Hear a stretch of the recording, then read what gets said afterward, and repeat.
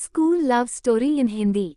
ये कहानी है प्रिया और पारस की है, कैसे दोनों एक गलतफहमी की वजह से अलग हो गए और बाद में कैसे मिले। तो आइए इसे मैं और आप साथ पढ़ते हैं और जानते हैं कि क्या है प्रिया और पारस की लव स्टोरी। प्रिया और पारस, इनका मानना था कि सबसे अच्छे कपल से पहले अच्छा फ्रेंड होना जरूरी है, तभी आप उसे रिश्ते की अहमियत को समझ सकते हैं। अगर आप अच्छे फ्रेंड्स नहीं हैं तो आप कभी अच्छे कपल भी नहीं बन सकते हैं। और इनकी इसी सोच की वजह से वो अपने क्लास के ही नहीं बल्कि पूरे स्कूल की सबसे अच्छे कपल थे। इन दोनों के बीच का रिश्ता इतना गहरा था कि कॉलेज का हर कपल इनसे जलन महसूस करता था, लेकिन वहीं पर कुछ लोग इनकी तरह बनना भी चाहते थे और ये दोनों पढ़ाई में भी बहुत अच्छे थे। क्लास और कोचिंग के टॉपर भी प्रिया और पारस दोनों की लाइफ अच्छी थी। दोनों की फैमिली बहुत अच्छे थे, घर पर भी सब बहुत प्यार करते थे और ये अपने फैमिली की बहुत इज्जत भी करते थे। लेकिन हमेशा इसको एक दूसरे को खोने से डर भी लगता था, क्योंकि प्रिया के पापा का ट्रांसफ़र होने वाला था जिससे कि दोनों परेशान थे।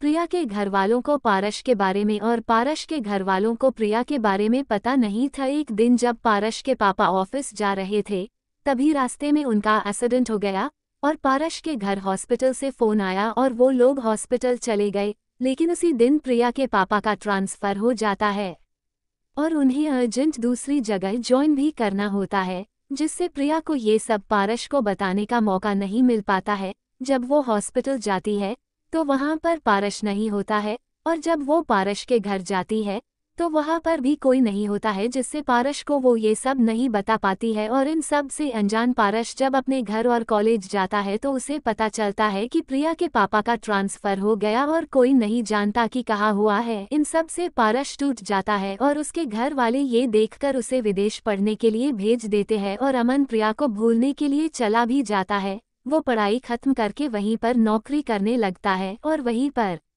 सेटल भी हो जाता है। फिर एक दिन उसके घर उसके एक दोस्त के शादी का कार्ड आता है और जब उसके घर वाले उसे ये बताते हैं तब वो आने से साफ इनकार कर देता है। लेकिन बाद में वो अपने फैमिली के रिक्वेस्ट पर चला आता है, क्योंकि वो 6 साल से घर नहीं आया था। तब वो आता है, वो शादी में जाता है लेकिन वो किसी को पहचान नहीं रहा था। तब उसके एक दोस्त ने उससे सबका परिचय कराया और सब एक साथ पार्टी एंजॉय करने लगे। तभी अचानक उसकी नज़र कोने में खड़ी एक लड़की पर जाती है जो कि बहुत ही सुंदर थी और पारस अपने एक दोस्त से पूछता है कि ये लड़की कौन है।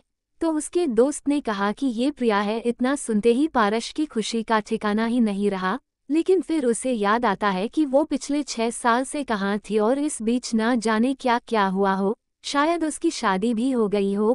फिर वो कांपते हुए पैरों से प्रिया की तरफ कदम बढ़ाता है और उसके पास जाता है और फिर उससे कहता है, मैं पारस। प्रिया कहती हो तुम? हाँ मैं पारस। और यह सुनकर प्रिया बहुत खुश हुई, लेकिन वो भी एक पल में ही दुखी हो गई, ये सोचकर कि अभी तो पारस शादी करके अब तक सेटल हो गया होगा। प्रिया पारस से कहता है, कैसे हो पारस? मैं तो ठीक हूँ, तुम बताओ? प्रिया, मैं भी ठीक हूँ, पर तुम यहाँ कैसे? पारस बोले, शायद तुम भूल रही हो कि वो मेरा भी दोस्त है। प्रिया बोली, सॉरी, मेरा मतलब तुम तो इंडिया में नहीं रहते हो ना? पारस बोले, हाँ, लेकिन शादी के लिए आया हूँ। पारस दिल ही दिल में ये सोचते हैं कि कहीं उसकी शादी हो न गई हो और वो घबराए हुए पूछते हैं, अच्छा तुम्हारे हस्बैंड कहाँ है? अपने हस्बैंड से परिचय नहीं करा आओगी? प्रिया बोली, मेरा कोई हस्बैंड नहीं है और मेरी अब तक शादी भी नहीं हुई है। पारस के जान में जान आ गए और वो बहुत खुश हो गया और खुशी के मारे कुछ बोल भी नहीं पा रहा था। प्रिया बोली, और तुम्हारी वाइफ कहाँ है? पारस, मेरी भी अभी तक शादी नहीं हुई है।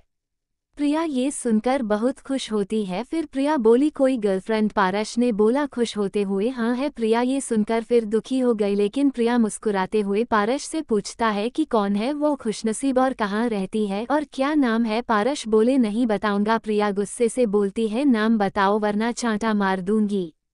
पारस और ज्यादा तकलीफ ना देते हुए प्रिया से यह बात बोल देता है कि वो लड़की का नाम प्रिया है और हाँ, मैं अब भी तुमसे बहुत प्यार करता हूँ। दोनों की दिल में कहीं ना कहीं ये उम्मीद थी कि कभी ना कभी वो एक दूसरे से मिलेंगे और आज वो सपना सच में बदल गया।